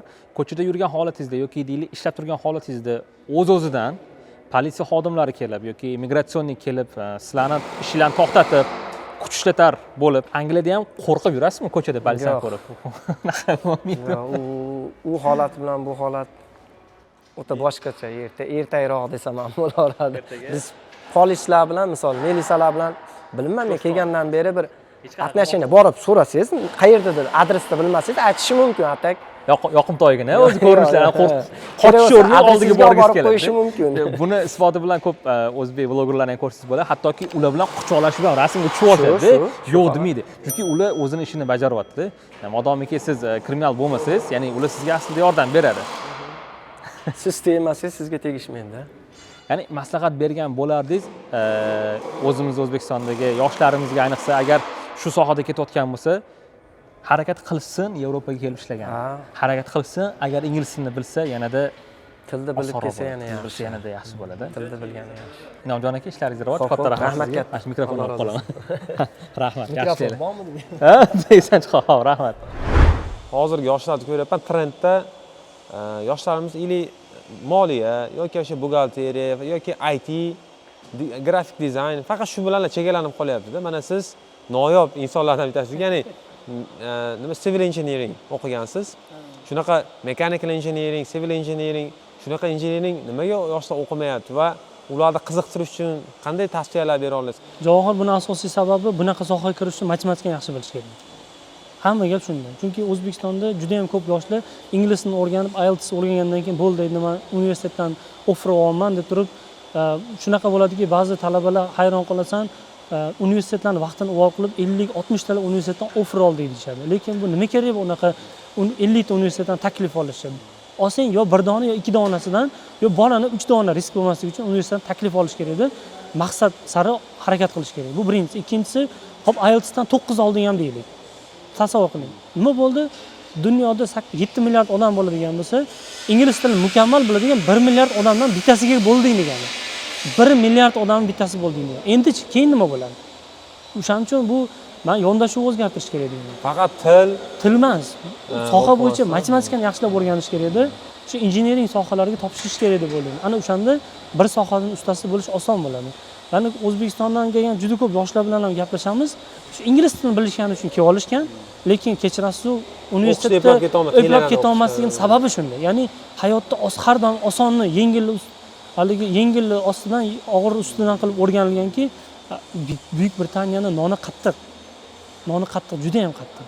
Bu yoqda mashaqqatni chidagan odamgina bozorda o'zini yo'lini topib ketishi oson bo'ladi, chunki raqobat kuchli-da, javob. O'shaning uchun yoshlarga maslahatim faqat oson yo'lni tanlayvermaslik kerak. Qiyin yo'ldan borsa ham to'g'ri yo'l tanlash kerak. Mevasi shirinroq bo'lishi mumkin. Albatta. Misol, men juda ko'p tanishlarim menga aloqaga chiqasan, Britaniyadasan, maslahat ber, farzandlarim nima qilsak bo'ladi. Men maslahat beraman, bionikani o'rgansin. Misol uchun tibbiyot sohasida ITni o'rgansin deyman. Yoki injiniring sohasida ITni o'rgansin, bank sohasida ITni o'rgansin deyman. Nimaga? Chunki bundan buyog'iga IT faqat IT sifatida emas, bitta soha yo'nalish bo'yicha bo'ladi. Chunki yaqinda men misol futuristik narsalarga qiziqib turadigan bo'lsangiz, yaqin 40-50 yil ichida kerak bo'lsa odamlar sog'lom oyog'ini kestirib, o'rniga bionik oyoq qo'yishadi. Nimaga? Chunki imkoniyatlar kuchli bo'ladi-da, lekin ularni nima nazorat qiladi? Baribir IT nazorat qiladi. Shuning uchun meni maslahatim, ko'rib turgan yoshlarga maslahatim, IT bilan bitta sohani mutaxassisligini rivojlantirishsin. ITda o'zininglar hali general o'rganib qo'ymasin. Yo'q. Chunki IT nima? Bizning yoshlik paytimizda IT degani printerga driver o'rnatish, printer kraskasini shunaqa narsalar edi. Lekin zamon o'zgarmoqda. Mana 20 yil oldin qanaqa edi, 20 yildan keyin yondash umuman o'zgarib ketadi. Kun bo'yi obyektda ishlagandan keyin kechasi kunni yakunlab dengiz bo'yiga kelib sohil bo'yida aylanib yursangiz, mana shu o'zi odamga juda ham maroq beradi. Musulmon odam misol alhamdulillah 5 mahal namoz o'qisangiz ham, jumaga borsangiz ham, ro'zalar tutsangiz ham boshqa odamlar bilan bir xil yashay olasiz. Namoz ibodatlaringiz hech qachon sizni jamiyatda to'laqonli a'zosi bo'lishingizdan qaytarib yoki sizga to'sqinlik qila olmaydi. Faqat inson o'ziga bog'liq. Buyuk Britaniyada ham musulmonlar uchun juda ko'p sharoitlar bor. Masjid deyiladimi? Juma namozidan ado qilish uchunmi? Halol ovqatlar deysizmi? Halol go'sht deysizmi? Ya'ni to'laqonli nafaqat musulmon sifatida, shaxs sifatida yashash uchun ham imkoniyatlar bor. To'g'ri, rivojlangan mamlakat, jiddiy, meni ham shaxsiy e'tirozlarimga sabab bo'lib turgan birinchi jinslik nikohlar haqida va ko'plab odamlar tomonidan e'tirozlar biladigan tomonlari bor.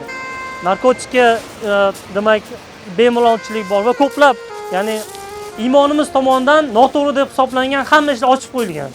Lekin Buyuk Britaniyada ham 6% dan ortiq musulmonlar istiqomat qiladi. London shahrining 14% aholisi musulmonlar tashkil etadi. Va London shahrining Buyuk Britaniya o'zida ham 2000 dan ortiq masjidlar mavjud. Shuning uchun musulmon sifatida ham Britaniyani sharoitlari yomon deb hisoblamayman. Britaniyada qurilishdan xabarim yo'q. Bu yerda demak tartiblari, me'yorlari boshqachadir, lekin prinsiplari, qoidalari bir xilligi uchun oyoqqa turib ketishim, bu sohada o'zim yo'limni topib ketishim nisbatan yengil bo'ldi deb hisoblayman. Lekin davom etamiz. Hayot to'xtab qolmas ekan. Musulmon odam qushga o'xshaydi deyshadi. Nimaga qushga o'xshash kerak? Nimaga sherga emas, nimaga filga emas, nimaga qoplonga emas deganda, chunki qush ertalab uydan chiqib ketgan paytda polaponlari ham, o'zi ham bugun obedga chumchuq yeyman, kechqurun chuvalchang yeyman demas ekan. Uchib ketar ekan, Alloh rizqini berar ekan. Shuning uchun biz ham mana keldik. Buyuk Britaniyada oilam, farzandlarim yonimda. Alhamdulillah qo'limdan kelgancha demak o'zimni yo'limni topishga harakat, to'xtovsiz harakatdamiz. Mana bu keldingiz, nechta sertifikatlar oldingiz? O'tgan safar ham aytganda, qaysi bitta sertifikatga imtihon topshirib tayyorgarlik ko'ryapman degandingiz. Mana shu bu davlatda постоянный doim davlat o'sha quruvchilarni malakasini, bilimini oshirishga talablar qo'yaveradi. Yangi talablar, yangi sertifikatlar qo'yaveradi, lekin O'zbekistonda shunaqa narsalar bormi o'zi? Shunaqa davlat sertifikat, mon sertifikatni olsang, keyin mana darajada qurilishga ruxsat beramiz yoki mana darajaga chiqish uchun albatta meni olsang, keyin chiqasan degan narsa bormi bizda? O'zbekistonda endi rivojlanib bormoqda. O'zbekistonda hozir qurilish kompaniyalari darajasida e'lon qilingan kategoriya deyiladi. Ya'ni A, B, ya'ni degan kategoriyalar bor. A kategoriyada adashmasam 1 yoki 2 dona kompaniya bor O'zbekistonda. Tenderga qatnashgan paytda shu kategoriyasiga qarab ishonchli kompaniyalarga qurilish berish mumkin degan boshlang'ich qadamlar qo'yilgan. Malaka oshirish bo'yicha ham qadamlar qo'yilgan. Bu bo'yicha ishlar olib borman, xabarim bor, o'zim shaxsan xabarim bor. Buyuk Britaniyada men ta'kidlab o'tganimdek birinchi CSS karta olganman. Bu CSS kartaning o'zining ham darajalari bor. Birinchisi oddiy ishchi bo'lish uchun, keyingisi malakali ishchi bo'lish uchun, mutaxassis bo'lish uchun, keyin oliy ma'lumotli bo'lish uchun oq karta bo'ladi. Undan keyin menejerlar bo'lish uchun qora kartasi bor, qizil yoki undan tashqari tillarang kartalari ham bor. Buni nimaga desiz, bu insonni ishlagan bo'yicha, malakasi, mutaxassislik bo'yicha darajani bildirib boradi. Misol, menejerlik bo'yicha kamida qora kartani talab qilishadi. Undan tashqari, birorta ishga tenderga topshirgan paytingizda sizdan buyurtmachi so'raydiki, mana shu loyihani bajarish uchun senda imkoniyat bormi? Misol uchun, lesa ishlari uchun senda lesa qilishga imkoniyat bormi? Asbest bor. Asbestni rivoj yo'qotish uchun asbestga malakadan o'tganmisan. Yong'in paytida ishlash uchun malakang bormi? Qurilishda birinchi tez tibbiy yordam berish uchun malakang bormi? Xatarlarni aniqlash uchun malakang bormi degan savollar bor. Va mana shu sertifikatlarni olmaydigan bo'lsangiz, mijoz tomonidan siz bu loyihani bajarishga noloyiq sifatida topilasiz va siz loyihani yutishga imkoningiz yo'qoladi. Shuning uchun kompaniyani loyihani yutishga imkoniyati oshishini ta'minlash maqsadida o'zim shaxsan oq menejerlar uchun oq CSS kartani olganman. Risk assessment, method statement deyiladi. Undan tashqari fire marshal, fire warden, first aid, uni ham 1 kunligi bor, 3 kunligi bor, 5 kunligi bor. Men eng mutaxassisligini olganman. Undan tashqari SMSTS deyiladi. Site menejerlar uchun, ya'ni qurilishda rahbarlar bo'lish uchun olinadi. NIBOSH degan sertifikat bor. Bu qurilishda professional texnik xavfsizlikni ta'minlash bo'yicha sertifikat bor. Undan tashqari EPC management degan sertifikati bor. Bu xalqaro darajadagi menejment. Ya'ni bu engineering, procurement and construction deyiladi. Xalqaro kompaniya tomonidan berilgan, butun dunyoda tan olingan sertifikatim bor va undan tashqari juda ham ko'plab sertifikatsiyalarni olganman va bular faqat insonni birinchi navbatda o'zingizni shaxsiy o'sish uchun yordam beradi. Ikkinchi navbatda loyihaga tenderga qatnashgan paytingizda mijoz tomonidan sizni mana shu ishga loyiqligingizni isbotlash uchun har qanday savollarni yo'qotadi. Hozirgi kunda o'qib turgan eng qimmat sertifikatdan 7000 funt tashkil qiladi. Umumiy nisbatda oladigan bo'lsam, 25 ga yaqin sertifikat olgan bo'lsam, kamida 20,000 funt sterlingdan ko'proq pul sarflangan va bu $25,000. To'g'ridan to'g'ri xarajatlar. Undan tashqari sertifikat bilan o'qishingiz uchun vaqt sarflaysiz. Ya'ni 3 kun borasiz, 5 kun borasiz, 10 kunlik sertifikatlar. Imtihonga tayyorgarlik ko'rasiz. Imtihonga tayyorgarlik ko'rasiz va bu ishdan qo'shimcha sarflaringiz bo'ladi yoki o'sha kunlari ishga bormasdan ishdan qolishingiz to'g'ri keladi. Yoki oiladan voz kechib, dam olish kunlarini albatta bu opportunity costdan deyiladi. Ya'ni siz ishxonaga borib bir kun ishlashingiz uchun qo'polib qolsa 100 funt yo 150 funt olishingiz mumkin edi, lekin siz shuni olishingiz uchun borib 3 kun yoki 5 kun sertifikatsiya uchun hisoblaysiz. Shuning uchun umumiy tannarxni hisoblaydigan bo'lsangiz bir necha 10 ming AQSh dollariga teng keladi bu sertifikatlar narxi. Va albatta buni shunga yarasha albatta natijasi ham bo'ladi. Misol bunaqa sentrlarda ishlash, ya'ni savdo markazlarida ishlash o'ziga yarasha javobgarlikni talab qiladi-da. Ko'proq professional yondashuv kerak bo'ladi. Nimaga? Chunki bu yoqda Ma'lum adashmasam, liftni qirib qo'ymaslik uchun, boshqa narsa qilmaslik uchun. Qurilish ishlarida himoya qilish uchun qo'yilgan bo'ladi. Keyin ba'zi ko'chalarda ko'rdim, yaxshi narsa yo'lga qo'yishgan ekan, shovqin bo'ladigan joyda shovqinni pasaytirish uchun mana shunaqa o'zini maxsus pardalar, qoplamalar bo'lar ekan, shaharga nimasi chiqmadi.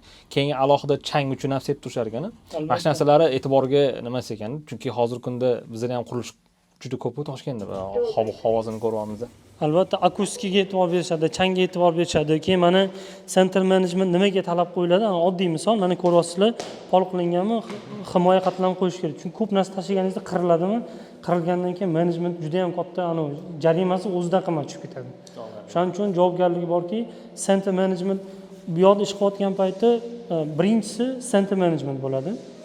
Ikkinchisi propertyni egasi bo'ladi, ya'ni landlord bo'ladi. Shuning uchun keyin klientingiz bo'ladi. Shuning uchun qurilishda ishlayapsizmi, 3 ta odam bilan birga ish qilasiz. Juda ko'p hollarda to'g'ri siz klient orqali ishlaysiz, lekin baribir ham har kuni siz o'zingiz obyektda qurilish maydonida bo'lganligingiz uchun to'g'ridan to'g'ri ular bilan ham ko'proq munosabatga kirishingiz to'g'ri keladi. Ana shunaqa paytlarda qanaqa yondashuv, ishlash hammasini bilish juda ham muhim hisoblanadi. Bu turar joy istiqomat borda hozir. Bu restoran. Bu restoran. O'zi общий dommi bu? Yo'q, bu Toshkentdagi Toshkent City Mallga o'xshagan. Ha, mallga o'xshagan joy. Supermarketga o'xshagan sentral. Kinoxona bor ichida, restoranlar bor, Wagamama bor, bundan tashqari shunga o'xshagan sentrda. Hozir ko'rsataman. Mana bu kirish qismi, bu asosiy kirish qismi emas. Biz hozir boshqa tomondan kirdik, mana ko'rsataman. Achaqni ham. Bu asosan bu tomon klientlar o'tiradigan joylari. Mana bu gipsakartonni orqasi hammasi back of house deyiladi. Ya'ni ovqat pishirish, idish yuvish, tozalash, hammasi tayyorgarlik ishlari ketadigan tomon hisoblanadi. Bu yoq hojatxonalar bo'ladi bu tomonda. Lekin endi mana qurilish boshlangan. Bu yoqda mana patologlarni qilganimizdan keyin bu mehmonlar o'tiradigan tomon hisoblanadi. Ya'ni kelgan mijozlar o'tiradigan joy bo'ladi. 我又带员购员购了。没，他们是拍视频的，是给我们公司广告的。哦，你赶紧做广告。是我们自己给自己广告一下。你不要在我们打这个广告，我们投 Yo'qni sizlarga tarjima qilib bera olmayman, chunki men Xitoy tilini tushunmayman. Doniyor akamdan so'rab qo'yamiz. Ishga taalluqli narsalarni gaplashyapti menimcha. Xitoycha ham bilmayman. Nimaga videoga osildi? Men aytdim, reklama qilamiz kompaniyani. Bu yoqda Angliyada ayniqsa Buyuk Britaniyada nafaqat ish jarayonini, balkim har bitta shaxsni videoga olayotganda o'zining javobgarligi bor, shuning uchun so'rab olish kerak bo'ladi hamma yoqda. U ko'cha bedarvoza emas u.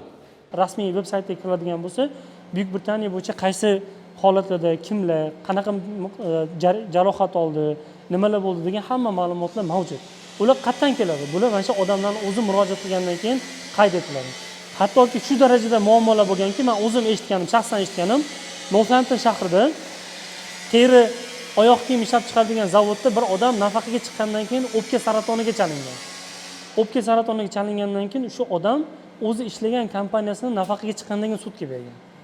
Chunki o'sha ishlagan paytida ishxona demak tegishli, demak yetarli xavfsizlik choralarini olmaganligi uchun u odam mana shu kasbiy kasallik o'ziga orttirib olganligi uchun ishxonasidan qanaqadir miqdorda kompensatsiya olish uchun o'zini harakatlarini boshlagan. Shuning uchun Britaniyada bu narsa o'ta jiddiy nazorat qilinadi. Shuning uchun biz ham ishchilardan talab qilamiz, e'tibor bersanglar, bu dizayn emas, bu chiroyli ko'rinish emas. Har doim shunaqa bo'ladiki, mana temir qoplamali oyoq kiyim, tagida mix o'tkazmaslik uchun kiyim, ustimdagi kiyimim qishdan yozin yorug'lik qaytarish uchun ko'rsatilgan va boshimda kaska. Men ham chiroyli kepka kiyib yurgim keladi, ustimda yaxshi kurtkalar kiygim keladi yoki oyog'imga krossovka kiygim keladi, lekin bu mumkin emas. Sog'liq birinchi o'rinda. Chunki avvalo o'zimning sog'lig'im va menejer sifatida boshqa demak xodimlar ham menga qarash kerak va Britaniyada bu talab hisoblanadi. Ya'ni men eshikdan kirishga haqqim yo'q. Yaxshi. Ancha farqlar bor. Albatta.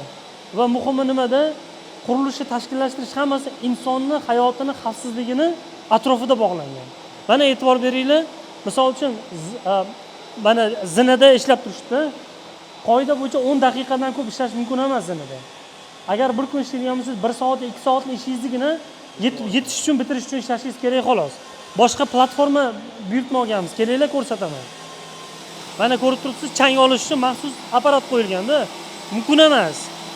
Agar chang chiqadigan bo'lsa, mana shu chang uchadigan bo'lsa, center managementda odam keladi, ishimizdan to'xtatib qo'yishi mumkin. Mumkin emas. Taxta ketganda oddiy bizda qipig'i chiqadi deydi-yu. Sen ko'rgan bo'lsangiz, mana pilichotga o'xshagan narsa so'rib olar ekan.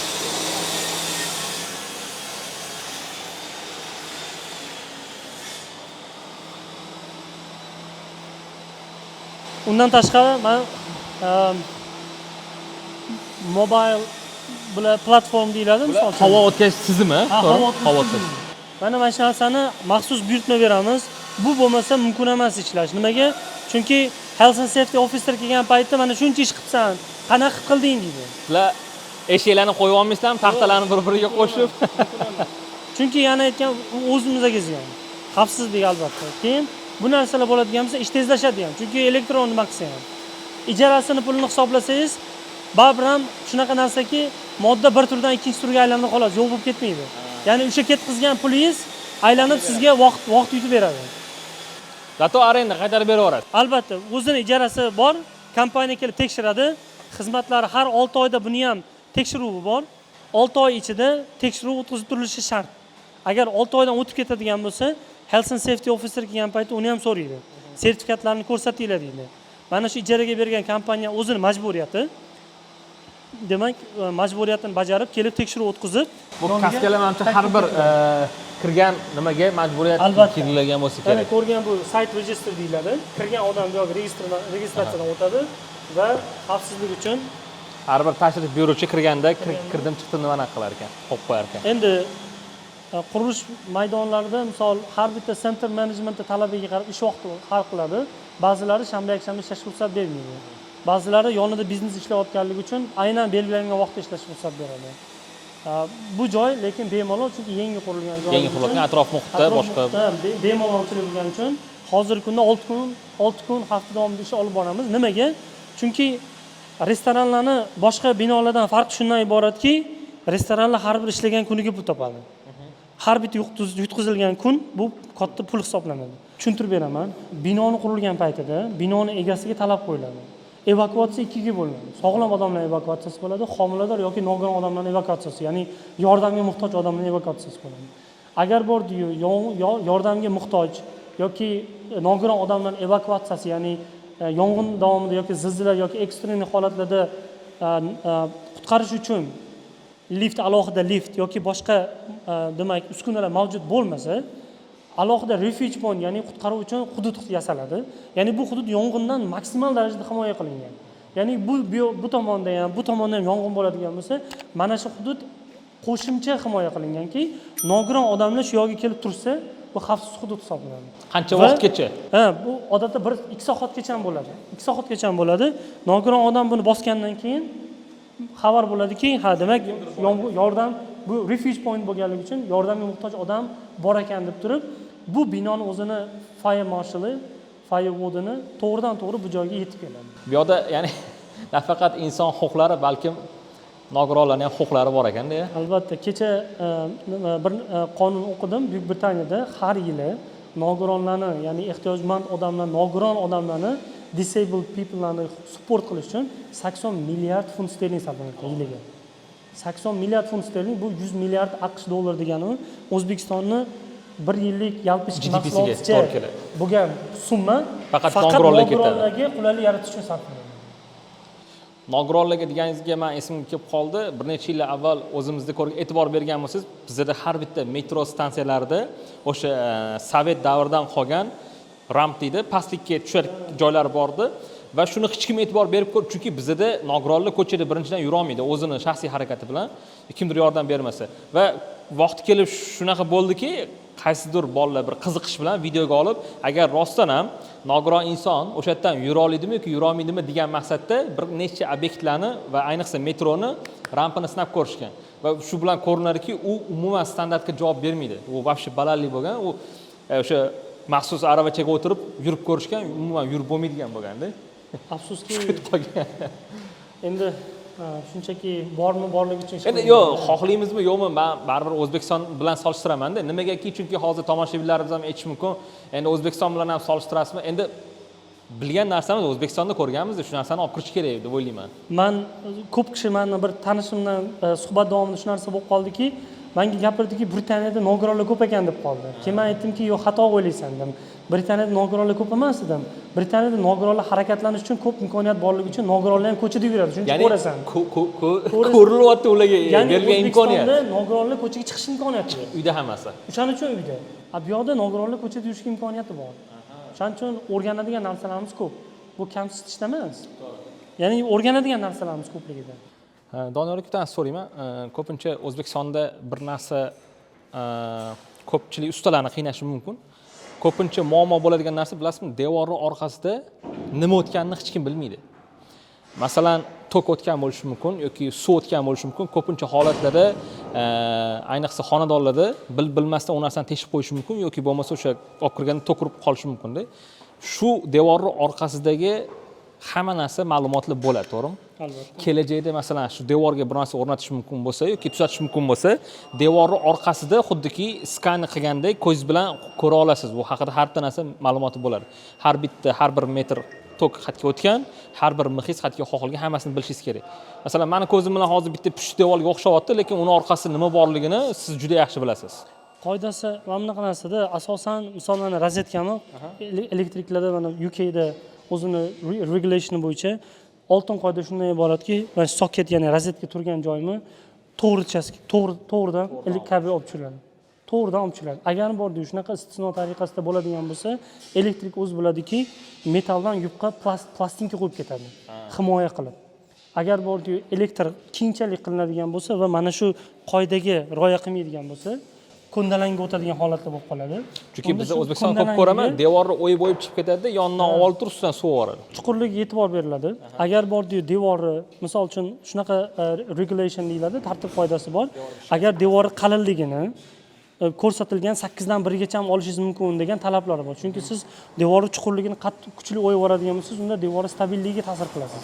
Shuning uchun iloji boricha o'yiladi, uni ustiga himoya qatlami qo'yib, metal plastinkadan qo'yib ketiladi. Pollaga ham ko'pincha shunaqa qilinadi.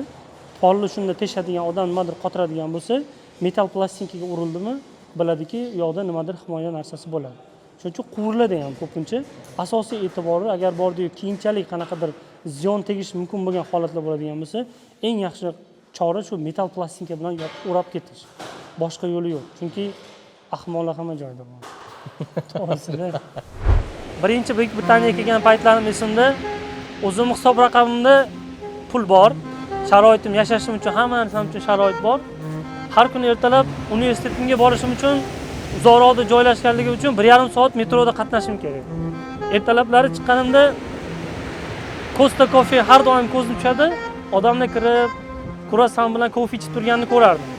Va o'shalarga o'xshab kofe ichishga havas qilardim. Pulim yo'qligi uchun emas. Kofe ichish ham men uchun qanaqadir bir ichki xotirjamlikka erishgandan keyin qiladigan ish hisoblanadi. Bu oddiy kofe ichish uchun 3 funt pul hammada bor. Lekin uni demak o'tish kerak bo'lgan darajasi borki, odam ichki xotirjamlikka erishib kirib, xotirjam kofe ichish kerak deb hisoblaganmanda, o'zimga o'zim maqtaganman, hech qachon toki shu Angliyani tuprog'ida pul topib, o'sha topgan pulimga kofe ichmagunimgacha kofe ichmayman deganman. Keyin ishga kirdim, pul topdim, oylik oldim. Buyuk Britaniyada topgan pulimdan keyin borib kofe ichganman. O'zbekistonlik bo'lgandan keyin men ko'p misol keltiraman. Amerika Qo'shma Shtatlarida trak haydaydigan o'zbeklar trak olgandan keyin, ya'ni Buyuk Britaniyaga kirishidan oldin asosan trakka o'zbek bolalarni olar ekan deganda hayolimga kelgan, yaxshi o'zbek bolalarni olsa o'zbeklar ish bilan ta'minlaydi degan birinchi navbatda to'g'ri hayolga kelasan. Keyin buni ichiga kiradigan bo'lsang, aksincha o'zbeklar til bilmaganligi uchun, huquqini bilmaganligi uchun soatlab, ya'ni belgilangan soatidan arzon pul bilan ishlatib, ya'ni ulardan foydalanuvchilar ko'pligini eshitgandan keyin hayron qolganman. Va shunaqa odam bo'lmaslikka o'zim qo'ldan kelgancha harakat qilganman. Nima sog'ligiga nima bo'lyapti aka? Oilasi bilan bitta joyga borib ovqatlangan borsin, o'shani hajatini to'lab berish hech bo'lmasa. Yo, ashuni mablag'i primer necha pulga hisoblaydi? Endi har xil joy bor-ku. Bilmayman, necha pulga hisoblaydi o'zini. Toshkentda, misol Toshkent sharoitida oilaviy. Yo, odatda qanaqa bo'lyapti misol? Necha pul bo'lyapti odatda? Yo, hamma o'zini sharoitidan kelib chiqdi. Yo, aytaylik, misol 30 dollarmi, 50 dollarmi qancha bo'lyapti o'zi? Qancha qilyapti? Menimcha 50 dollardan amalli. Ya'ni birinchi topgan odamga 50 dollar bankiga tashab beramiz. O'zinglar aytasizlar, nima bo'lsa ham qilib beraman. YouTube'da ko'rsatdik, keyin YouTube'da birinchi ko'rayotgan davomida, har doimgidek an'anada bizda hammaga savol beramiz. Xo'p, bo'laman. Ora to'xtab qoladi, sizda yana tiklayapsiz. Savol sizni kasbingizga yaqinroq savollar. Oldingi zamonda, hozirgi kunda bilsangiz, Buxoroda narxov ko'l bor. Oldingi zamonda Buxoroda ko'llardan bir qanchasi bo'lgan. Vallahi ishlatdi, bir qanchasi bo'lgan. Bunga sabab asosan 3 ta sabab bo'lgan. Men bittasini aytaman, qolgan ikkitasini siz aytishingiz kerak. Birinchi sababi ichimlik suv uchun, xo'jalik nimaga foydalanish uchun. Qolgan ikkita asosiy sabab nima bo'lgan? O'sha Buxorodagi bir qancha ko'llarni sabablarini siz aytgan, qolgan ikkitasini. Intervyuimiz oxirida men savol bermagan savollar bo'lsa yoki ichida qanaqadir ichida gaplaringiz bo'lsa, aytmoqchi bo'lgan. O'shada aytsangiz bo'ladi men buni. Kameraga qarab, uni kamerasiga qarayapti. Endi shuni ta'kidlamoqchimanki, Buyuk Britaniya degani bu aeroportdan tushding, Heathrowdan tushing bilan qo'lingga bir qop pul berib, bo'ldi sen Angliyaga kelding, bu yog'i hayoting cho'tki zo'r bo'lib ketdi, rivojlanib ketding degani emas. Britaniyaning o'zining ham past balandlari bor. Britaniyani 1920-yillarda 35 million kvadrat kilometr mustamlakasi bo'lganda, ya'ni dunyodagi Mo'g'ullardan ham katta imperiya bo'lganda, ya'ni bu degani dunyoni 4dan 1 nazorat qilgan mamlakat bo'lganligi uchun dunyoni hamma joyidan odamlar keladi. Ya'ni Buyuk Britaniyaga keldi degani bu hammasi zo'r bo'lib ketdi degani emas-da. Shuning uchun euforiya, fantaziyadan qutulishsinda vatandoshlari kimdir Buyuk Britaniyada ishlab faoliyatini olib yurgan bo'lsa, u hammasi pul ichida cho'milib yuribdi degan yolg'on nimadan qutulish kerak. Bu birinchisi. Ikkinchisi, hamma Britaniyada yashagan odam Londonda yashamaydi. Londonda ham yashashi mumkin, lekin Britaniyada ham juda ko'plab boshqa shaharlar bor. Uchinchisi, Britaniyada yashagan odam har kuni Big Ben oldida o'tirib, Tower Bridge'dan avtobus 2-qavatda o'tib yoki har kuni Charles ko'rib yoki kofe ichib yuravermaydi-da. Britaniyaning o'zining hayoti bor-da. Men misol Britaniyaga kelganimda 6 oygacha Tower Bridge'ga bormagan ekanman. Big Benni ham ko'rmagan ekanman. Nimaga? Chunki odam o'zining hayoti tashvishlari bor-da. Shu tashvishlar bilan odam o'zi o'ralashib qoladi-da. Shuning uchun men maslahatim Buyuk Britaniyada yurgan boshqa vatandoshlarimga nisbatan bosim kamroq bo'lishini so'ragan bo'lardim. Yaqinlaridan, birodarlaridan. Undan tashqari Britaniyaga keladigan odamlar tayyor bo'lib kelishsin. Ko'rishsin, o'rganishsin. Ya'ni Britaniya nima degani? Mendan ko'p tanishlarim so'rashadi. Men ham Angliyaga bormoqchiman. Men maslahat beraman. Kurslar bor. Men xuddi sanab o'tgan kurslarimni juda ko'pchiligini onlayn ham olish mumkin va aniq bilamanki, shu kelganda kerak bo'ladi. Hattoki ba'zi tanishlarimga haydovchilik guvohnomani olish uchun 4-in-1 degan nima programma bor, bilasiz. Uni xohlagan joyingizda o'rnatsangiz bo'ladi. Shuni o'rganib kelinglar. Kelganingizda oyoqqa turib ketishinglar oson bo'ladi deyman. Keyingisi, Britaniyada turgan birodarlardan o'zining sohasi ustalaridan maslahat so'rasin. Ishini bilganlardan, hammadan emas, bilganlardan maslahat so'rasin. Chunki haligi mashvarat, maslahatda baraka bor-da. Men o'zimdan kelib chiqqanini so'rayman. Britaniyaga birinchi kelgan paytimda Uzbeks in UK degan gruppaga yozib, o'zbeklardan quruvchilar bormi, kimdan maslahat so'rasam bo'ladi deganimda hech kim menga aloqaga chiqmagan. Ya'ni men quruvchiman, yo men shu sohada ishlayman, nima maslahating, nima savoling bor deb turib hech kim aloqaga chiqmagan. Chiqqanlari ham men aloqaga chiqib, iltimos, men obyektingizga borib ko'rsam, maslahat so'rasam desam, yo'q degan javob berishgan menga. Shuning uchun ko'proq bir-birimizdan qo'llashimiz kerak. O'zbekistonning vatandoshlarini qo'llashimiz, maslahat beraman. Keyin juda ham ko'p vatandoshlar sayoz o'ylab farzandlari, oilalarini olib kelib olishadi, bu yoqdagi sharoitga tayyor bo'lishmaydi. Bir xonali uyda bir nechta oila bilan turishga to'g'ri kelib qoladi yoki farzandlari bilan uy qimmatligi uchun bir necha oyda ko'chib yurishga to'g'ri kelib qolishadi. Farzandlarga achinasan. Shunaqa o'zbek birodarlarni bilaman, har 3 oyda uy alishtirishadi. Farzandlar maktabga o'tib charchaydi-da. Bunaqa hayot bolalarda nima ayb? Yosh bolalarda nima ayb? Shuning uchun qaror qilindimi, qarorni kompleks, puxta reja qilib kompleks qabul qilish kerak. Faqat o'zi uchun emas, oilasi uchun, farzandlari uchun, o'zining kelajagi uchun ham qabul qilishini iltimos qilib qolaman. Undan tashqari O'zbekistondan keladigan birodarlarga maslahatim o'zlarini professional yondashuv bilan ko'rsatsin. Chunki O'zbekistondan kelib, alhamdulillah men o'zimning soham bo'yicha construction manager, ya'ni boshqaruv darajasiga chiqdim, lekin buni o'zi ham oson bo'lmadi. Qanaqa qiyinchilikni o'tganimizni o'zimiz bilan Allohga ayon. Lekin mehnat o'zining samarasini beradi albatta va long run deyiladi, ya'ni uzoq muddatda o'zining mevasini restoranda ishlashdan ko'ra yoki mehmonxonada resepsiyonda ishlashdan ko'ra mevasi juda ham ulug'roq bo'ladi va mazaliroq bo'ladi. Oson yo'lni tanlamanglar. Har doim ham oson yo'l degani yaxshi yo'l degani emas. Katta rahmat Doniyor aka suhbat uchun. O'ylaymanki, tomoshabinlarga foydali bo'ladi suhbatimiz. Siz bilan gaplashadigan mavzularimiz juda keng, chunki ko'p davlatlarda bo'lgan dunyoqarashingiz keng, ko'p mavzularda bilimga egasiz. Xohlasa yana boshqa suhbatlarga chaqirishni umid qilamiz. Albatta, men juda ham xursandman kelganinglardan. Misol nimaga rozi bo'ldim? Chunki avvalambor O'zbekistondan kelib, o'zimizning shu yutuqlarimiz, muvaffaqiyatlarimiz bo'yicha bo'lishmoqchi bo'ldik birinchisi. Ikkinchisi, O'zbekistondan ham kelib shunaqa demak ishlarni qilish mumkin degan imkoniyat borligini o'zbeklar faqat demak oddiy mardikor emas, ya'ni boshqaruvchi sifatida ham o'zini namoyon qilishi mumkin deganini.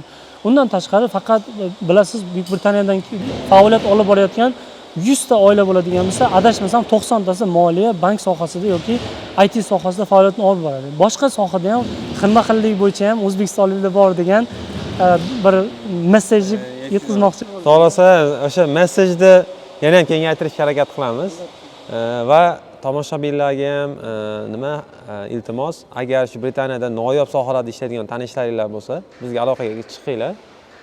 Biz o'shalar haqida ham yoritishni reja qilganmiz. Sizlarga ham rahmat. Men qoyil qolganim mana shu sizlarning jamoalarga ham o'zim minnatdorchilik bildirmoqchiman, chunki Buyuk Britaniyada tasavvur qiling, menga juda ham ko'p tanishlarim Hitrowga keldim, kelib kutib olgin deb yozishadi. Men shu Hitrowga borib kutib olishga vaqt topish qiyin ba'zida. Lekin sizlar hozir Londondan Preston shahriga kelib, biz vatandoshlar bilan suhbat olib, mana shu dasturni tayyorlashda xizmat ko'rsatmoqchilar. Bu narsa juda ham tahsinga sazovor. Bu narsani qadrini mana shu Buyuk Britaniyada kundan kunga tirikchilik qilib, o'zidan vaqt ortmasdan 1,5 soat Londonda metroda yurib, ishxonasiga borib, ishxonadan charchagan 1,5 soat uyga qaytib keladigan odamlar juda ham yaxshi tushunadi. Shuning uchun sizlarga ham, jamoalarga ham, hammaga operatordan tortib, kadr ortidagi birodarlar, montajchilar hammasiga men ham qoyil demoqchiman, tasanno demoqchiman. Sog' bo'linglar, rahmat sizlarga. Rahmat.